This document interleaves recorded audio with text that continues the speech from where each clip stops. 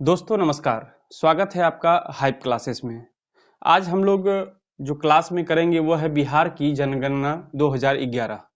आपको पता होगा, अगर आपने पहले के जो बीपीएससी के प्रश्न पत्र है अगर उसको देखे होंगे तो आपने देखा होगा कि हर वर्ष एक दो कभी कभी तीन भी सवाल यहाँ से पूछे जाते हैं, यानी कि जनगणना से पूछे जाते हैं। तो इसमें जनगणना का दो भाग है, एक बिहार की जनगणना, एक भारत की जनगणना। तो हम आज के क्लास में बिहार की जनगणना करेंगे। 2011 का जो लास्ट जनगणना है, जो लास्ट सेंसस है, उसको हम लोग समझेंगे। इससे सवाल पूछे जाते हैं, इसीलिए मैंने आपसे वादा किया था कि चुनिंदा जो चैप्टर्स हैं वही आपको मैं करवाऊंगा हाइप क्लासेस के माध्यम से। अभी बाद में फिर मैं आपको पूरा सिलेबस करवाऊंगा। तो फिलहाल आज हम बात कर रहे हैं बिहार की जनगणना 2011 पर। देखिए, जो महत्वपूर्ण फैक्ट्स हैं वो मैंने बोर्ड पर लिखा है, इसको आपको याद करना पड़ेगा। बार बार इस वीडियो को देखने से वो याद हो जाएगा चीज, और बड़े आराम से आप जो है एग्जाम में उसको ऑप्शन से देख के ढूंढ के अलग करके बना सकेंगे। तो देखिए, सबसे पहले हम देखते हैं क्षेत्रफल को। तो क्षेत्रफल कितना है? 94,163 वर्ग किलोमीटर। या बिहार के क्षेत्रफल के बारे में बात कर रहे हैं। 94,163 वर्ग किलोमीटर है। अब देखिए, देश के कुल क्षेत्रफल का यह 2.86% है, यानी कि जो बिहार का क्षेत्रफल है वह देश के कुल क्षेत्रफल का 2.86% है। तो 94,163 वर्ग किलोमीटर, किलोमीटर स्क्वायर मैंने लिखा है। अब देखिए, जनसंख्या पे आते हैं। तो बिहार की जो जनसंख्या है वह कितनी है? तो 10,40,40,99,452 यह टोटल जनसंख्या है बिहार की 2011 के जनगणना के अनुसार। अब उसमें पुरुष और महिलाएं कई बार पूछा जाता है अलग अलग करके। तो पुरुष जनसंख्या कितना है? तो 10 करोड़ में से 5,42,78,157 पुरुष हैं, और महिलाएं कितनी हैं? तो 4,98,21,295 ये जो है महिलाएं हैं कुल जनसंख्या में बिहार में। अब ग्रामीण जनसंख्या पर आ जाइए। ग्रामीण जनसंख्या कितना है और नगरीय जनसंख्या कितना है? तो 9,23,41,436, यानी कि कुल जनसंख्या का 88.7% जो है वह ग्रामीण जनसंख्या है, यानी कि गांव में निवास करते हैं, बिहार के ग्रामीण क्षेत्र में निवास करते हैं। अब देखिए, नगरीय जनसंख्या कितना है बिहार में? तो जो लोग नगर में निवास करते हैं वैसी जनसंख्या कितनी है? तो 1,17,58,016, यानी कि कुल जो जनसंख्या है बिहार का उसका 11.3% जो है वह नगरीय जनसंख्या है। अब देखिए, दशकीय वृद्धि दर, यानी कि 2001 में जो जनगणना हुआ था, 2001 से 2011 यानी कि 10 वर्ष में, एक दशक में, आपको पता होगा कि 10-10 वर्ष पर जनगणना होता है। तो 1 से 2011 में यानी कि 10 वर्षों में जो वृद्धि हुआ है टोटल जनसंख्या में, वो कितना प्रतिशत हुआ है? तो 25.4% हुआ है। सवाल पूछा गया है, सभी सवाल लगभग पूछे जा चुके हैं। तो ये दशकीय वृद्धि है 25.4%। अब आइए कि दशकीय वृद्धि में ग्रामीण क्षेत्र में कितनी वृद्धि हुई और नगरीय क्षेत्र में कितने प्रतिशत की वृद्धि हुई? तो ग्रामीण क्षेत्र में जो है 24.3% की वृद्धि हुई, और नगरीय क्षेत्र में 35.4% की वृद्धि हुई। तो ये दशकीय वृद्धि है जनसंख्या का। फिर आइए जनसंख्या घनत्व पे, इससे भी सवाल पूछे जाते हैं। तो जनसंख्या घनत्व, अगर बिहार की बात कर रहे हैं, हम सारा बात बिहार पे कर रहे हैं। देखिए, मेरा चैप्टर ही है बिहार की जनगणना। तो बिहार में जो जनघनत्व है, जो जनसंख्या घनत्व है, वह 1106 प्रति किलोमीटर स्क्वायर। तो प्रत्येक किलोमीटर स्क्वायर पर, 1 किलोमीटर स्क्वायर किलोमीटर पर कितना है जनसंख्या? वह है 1106। यही जनसंख्या का घनत्व है बिहार का। ठीक है। अब देखिए, जन घनत्व में वृद्धि कितना हुआ है? तो 225 लोगों की वृद्धि हुई है। ठीक है, यह पिछले जनगणना से तुलना करके। ग्रामीण जनघनत्व कितना है? तो ग्रामीण है आपको 1006, और नगरीय जनघनत्व कितना है? तो ये है 5080। तो नगरीय जनघनत्व ज्यादा है, वैसे भी नगर में, शहर में लोग ज्यादा रहते हैं, तो जनसंख्या घनत्व ज्यादा होगा। प्रत्येक किलोमीटर स्क्वायर पर यह जनघनत्व निकाला जाता है। ठीक है। अब आइए आप साक्षरता में। तो बिहार की साक्षरता कितनी है? 61.8% लोग साक्षर है पूरे बिहार में। 61.8% लोग जो है वह बिहार में लोग साक्षर हैं। अब आइए साक्षरता में पुरुष कितने साक्षर हैं? तो 71.2% पुरुष जो है वह बिहार के साक्षर हैं। महिलाओं में देखते हैं साक्षरता, तो 51.5% जो महिलाएं हैं वह क्या है? साक्षर है। कहाँ पे? बिहार में। अब आइए लिंगानुपात में प्रति 1000 में देखा जाता है लिंगानुपात, यानी कि प्रति 1000 जो व्यक्ति है उसमें महिलाओं की संख्या क्या है? वो लिंगानुपात है। या प्रति 1000 पुरुष और महिलाओं का वो तुलना किया जाता है। तो 1000 पुरुष पर जो है 918 महिलाएं हैं। ठीक है, ये लिंगानुपात है। प्रत्येक 1000 पुरुष पर 918 महिलाएं हैं, और ग्रामीण क्षेत्र में देखा जाए तो 921 महिलाएं हैं प्रत्येक 1000 पुरुष पर, और नगरीय क्षेत्र में देखा जाए बिहार में तो 895 महिलाएं हैं प्रत्येक 1000 पुरुष पर। तो ये लिंगानुपात है, ये महत्वपूर्ण है, आपसे सवाल पूछे जाएंगे इससे। ठीक है, अब आइए एससी जनसंख्या यानी कि शेड्यूल कास्ट, जो शेड्यूल कास्ट है उसकी जो जनसंख्या है उसे सवाल है यहाँ पे। ठीक है, तो अनुसूचित जाति जिसको बोलते हैं, तो एससी जनसंख्या कुल कितना है बिहार में वो देखिए आप, तो कितना है 1,65,67,325 कुल जो है वह बिहार में अनुसूचित जाति की जनसंख्या है, जो कि कुल जनसंख्या का कितना है 15.9% है। ठीक है, 15.9% है। अब एससी जनसंख्या में जो दशकीय वृद्धि हुआ है, 10 वर्षों में जो वृद्धि हुआ है 2001 से 2010 तक, 2001 से 2011 तक, वो वृद्धि कितना है तो 27% की वृद्धि हुई है। और जो लिंगानुपात है एससी में खासकर शेड्यूल्ड कास्ट में वो है 925 प्रत्येक 1000 पुरुष पर। तो 1000 पुरुष पर महिलाओं की संख्या क्या है 925 है, किसमें एससी में, यानी कि अनुसूचित जाति में, अनुसूचित जाति में। अब आइए अनुसूचित जनजाति में, एसटी जनसंख्या पे। तो अनुसूचित जनजाति एसटी शेड्यूल्ड ट्राइब, इसकी कुल जनसंख्या जो बिहार में है वो है 13,36,573, और यह जो कुल आबादी है बिहार का उसका 1.3% है। कौन? एसटी बिहार में।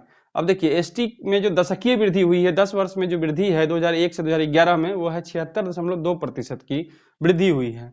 और लिंगानुपात कुल कितना है तो कुल 1000 पर 958 यह है बिहार में एसटी जनसंख्या का लिंगानुपात। अब देखिए कुछ लिस्ट है जो आपको याद रखना होगा, पूछे जाते हैं सवाल, जैसे सर्वाधिक जनसंख्या वाले जिले। तो सर्वाधिक जनसंख्या वाले जो जिले हैं उसमें जो 3 है, 3-3 का मैंने क्रम बनाया है, सवाल पूछे जाते हैं इस तरह से। अगर एक पूछा गया सर्वाधिक जनसंख्या वाले जिले तो आप आराम से पटना बना देंगे, लेकिन क्रम पूछ दिया गया तो फिर आप गलत कर सकते हैं। या पूछ दिया दूसरा सर्वाधिक जनसंख्या वाले जिले या तीसरा सर्वाधिक जनसंख्या वाले जिले बिहार का, तो इसलिए मैंने 3 दिया है ताकि आप आराम से जो है किसी भी तरह का सवाल जो पूछा जाए तो आप आराम से बना सकते हैं। तो सर्वाधिक जनसंख्या वाले जिले में सबसे पहला स्थान है पटना का, उसके बाद दूसरे स्थान पर पूर्वी चंपारण और तीसरे स्थान पर है मुजफ्फरपुर। अब देखिए उसके उलट न्यूनतम जनसंख्या वाले 3 जिले, तो न्यूनतम जनसंख्या वाले 3 जिले मतलब सबसे नीचे से शेखपुरा, शेखपुरा के बाद शिवहर और शिवहर के बाद अरवल। सवाल पूछेगा कि बिहार में सबसे कम जनसंख्या वाला जिला कौन सा है, तो उत्तर हो जाएगा शेखपुरा। उसके बाद दूसरा सबसे कम जनसंख्या वाला जिला तो शिवहर, तीसरा अरवल। इस तरह से आप समझिए इसको। सर्वाधिक साक्षरता दर वाला जिला, साक्षरता दर पे सवाल अगर पूछेगा तो सर्वाधिक साक्षरता दर कहाँ है, रोहतास में है। अब अगर इसे के बाद दूसरा पूछ दिया, दूसरा पटना और तीसरा कौन है, भोजपुर है। ठीक इसी का उलट अब न्यूनतम साक्षरता देखिए बिहार में, तो न्यूनतम साक्षरता वाले जो जिले हैं वो है पूर्णिया, और पूर्णिया के बाद है सीतामढ़ी, और सीतामढ़ी के बाद है कटिहार। ये 3 जो है न्यूनतम माने कि सबसे कम साक्षरता वाले जिले हैं, सबसे नीचे है पूर्णिया। उसके बाद आइए सर्वाधिक पुरुष साक्षरता बिहार में, तो सर्वाधिक पुरुष साक्षरता वाले जिले कौन है, तो सबसे अधिक पुरुष साक्षरता रोहतास में है, और दूसरे स्थान पर भोजपुर है और तीसरे स्थान पर बक्सर है। आप देख सकते हैं सर्वाधिक साक्षरता भी कहाँ है, रोहतास में। सर्वाधिक पुरुष साक्षरता भी कहाँ है, रोहतास में। तो ये क्रम याद रखेंगे। उसके उलट न्यूनतम पुरुष साक्षरता पूर्णिया में, न्यूनतम पुरुष साक्षरता पूर्णिया में, दूसरे स्थान पर कटिहार और तीसरे स्थान पर सीतामढ़ी है। जो कि न्यूनतम साक्षरता वाले जिले का जो क्रम है थोड़ा सा उसमें फेरबदल है। पहला स्थान पर पूर्णिया तो है ही, यहाँ जो न्यूनतम साक्षरता में दूसरे स्थान पर सीतामढ़ी था और तीसरे स्थान पर कटिहार था, तो पुरुष साक्षरता न्यूनतम में कटिहार दूसरे स्थान पर है और सीतामढ़ी तीसरे स्थान पर है। अब फिर आइए सर्वाधिक महिला साक्षरता वाले जिले हैं, तो सर्वाधिक महिला साक्षरता वाले जिले फिर से देखिए रोहतास है, दूसरे स्थान पर चेंज है मुंगेर है, और तीसरे स्थान पर पटना है। तो महिला साक्षरता में सर्वाधिक जो महिला साक्षरता है बिहार में किस जिला में है, सवाल पूछेगा तो रोहतास में है। दूसरा सर्वाधिक महिला साक्षरता वाला जिला बिहार में तो मुंगेर, और तीसरा पटना। इसके उलट न्यूनतम महिला साक्षरता वाला जिला अगर पूछा जाएगा तो पहले स्थान पर सहरसा होगा, दूसरे स्थान पर मधेपुरा होगा और तीसरे स्थान पर पूर्णिया होगा। तो ये आपको ध्यान रखना है। अब आइए सर्वाधिक जनसंख्या घनत्व, जन घनत्व वाले जिले बिहार में, सर्वाधिक जो जनसंख्या घनत्व वाले जिले हैं वो कौन से हैं, तो शिवहर में सबसे अधिक जनसंख्या घनत्व, दूसरे स्थान पर पटना और तीसरे स्थान पर दरभंगा रहेगा। वहीं उल्टा न्यूनतम जनसंख्या घनत्व वाले जो जिले हैं उसमें कैमूर पहले स्थान पर होगा, जमुई दूसरे स्थान पर होगा और बांका तीसरे स्थान पर होगा। ठीक है। अब आइए लिंगानुपात में, तो सर्वाधिक लिंगानुपात वाले जो जिले हैं उसमें 1 नंबर में है गोपालगंज, उसके बाद दूसरे स्थान पर सिवान और तीसरे स्थान पर सारण है। ठीक है। और न्यूनतम लिंगानुपात उसका उल्टा, सबसे जो खराब स्थिति है लिंगानुपात का वो है मुंगेर में, उसके बाद भागलपुर में और उसके बाद खगड़िया में। तो इस तरह से यह लिस्ट भी बहुत महत्वपूर्ण है आपके लिए। अब देखिए सर्वाधिक एससी वाले जो जिले हैं, एससी आबादी वाले जो शेड्यूल्ड कास्ट हो गया, अनुसूचित जाति वाले जो जिले हैं उसका क्रम देखिए, सर्वाधिक वाला का क्रम सबसे अधिक जो है वो गया में है, फिर पटना और फिर समस्तीपुर है। उसी के उलट न्यूनतम जो अनुसूचित जाति वाले जो जिले हैं वो उसके उलट आप देखिए शिवहर में सबसे कम है एससी, उसके बाद किशनगंज और उसके बाद शेखपुरा। अगर पूछा जाएगा आपसे कि दूसरा ऐसा जिला जिसमें सबसे कम एससी आबादी है तो दूसरा हो जाएगा किशनगंज, तीसरा शेखपुरा, पहला शिवहर हो जाएगा। अब देखिए सर्वाधिक एससी प्रतिशत वाले जिले, जहां एससी का प्रतिशत देखिए ये जनसंख्या है ये प्रतिशत है, तो प्रतिशत वाले जिले में गया पहला स्थान पे, नवादा दूसरे स्थान पे, औरंगाबाद तीसरे स्थान पे। वहीं अगर न्यूनतम प्रतिशत पूछा जाएगा एससी का तो किशनगंज हो गया पहले स्थान पर, कटिहार दूसरे स्थान पर, भागलपुर तीसरे स्थान पर। अब आइए एसटी में, तो सर्वाधिक एसटी वाला जिला कौन है? पश्चिम चंपारण है और उसके बाद कटिहार है और उसके बाद पूर्णिया है। अब न्यूनतम एसटी प्रतिशत वाले जिले, एसटी प्रतिशत वाले जिले न्यूनतम तो पश्चिम चंपारण, कटिहार, ठीक है, और तीसरे स्थान पर जमुई। अब देखिए सर्वाधिक एसटी वाला जिला भी पश्चिम चंपारण है और न्यूनतम प्रतिशत भी एसटी का जो है वो पश्चिम चंपारण है, तो इसको कंफ्यूज नहीं होना है, इसको ध्यान रखिएगा आप।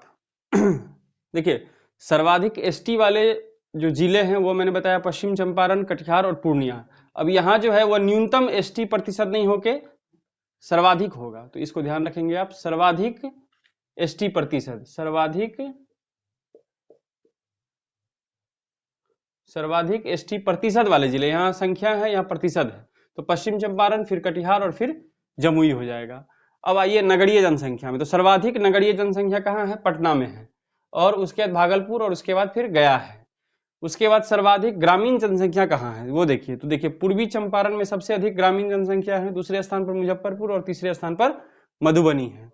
अब देखिए न्यूनतम नगरीय जनसंख्या अगर पूछ दे कि न्यूनतम नगरीय जनसंख्या कहाँ है तो वो होगा शिवहर में। सबसे कम जो नगरीय जनसंख्या है वो शिवहर में है, और न्यूनतम जो ग्रामीण प्रतिशत है वो है पटना में, यानी कि सबसे अधिक नगरीकृत जो शहर है वो है पटना, यहाँ आप देख रहे हैं इसी के उलट है ये। तो न्यूनतम ग्रामीण का जो प्रतिशत है वो पटना में है, उसके दूसरे स्थान पर मुंगेर और तीसरे स्थान पर भागलपुर है। वहीं अगर सर्वाधिक ग्रामीण प्रतिशत पूछा जाएगा आपसे तो समस्तीपुर में सबसे अधिक ग्रामीण है प्रतिशत के हिसाब से, बांका दूसरे स्थान पर और मधुबनी तीसरे स्थान पर रहेगा। तो दोस्तों आज आपने जो समझा वो है बिहार की जनगणना 2011। मैंने आपसे कहा कि इससे सवाल पूछे जाते हैं, जो सवाल पूछे जा सकते हैं वो आंकड़े मैंने आपको बताए हैं। बहुत आंकड़ों का डाटा का लोड भी नहीं लेना है, जो सवाल पूछे जा सकते हैं जो संभावित है वो मैंने आपको करवाया है। भारत की जनसंख्या पर भी हम बात करेंगे, लेकिन हम फिर अगले क्लास में इस पर बात करेंगे। तो फिलहाल जो क्रैश कोर्स की मैंने बात कही है उसमें इसी तरह से जो सिलेक्टिव चैप्टर्स हैं, जो महत्वपूर्ण चैप्टर्स हैं एग्जाम के दृष्टिकोण से, 67वीं बीपीएससी के दृष्टिकोण से, वह मैं आपको अभी करवा रहा हूं। तो देखते रहिए हाइप क्लासेस, वीडियो को लाइक कीजिए, शेयर कीजिए और चैनल को सब्सक्राइब कीजिए। धन्यवाद।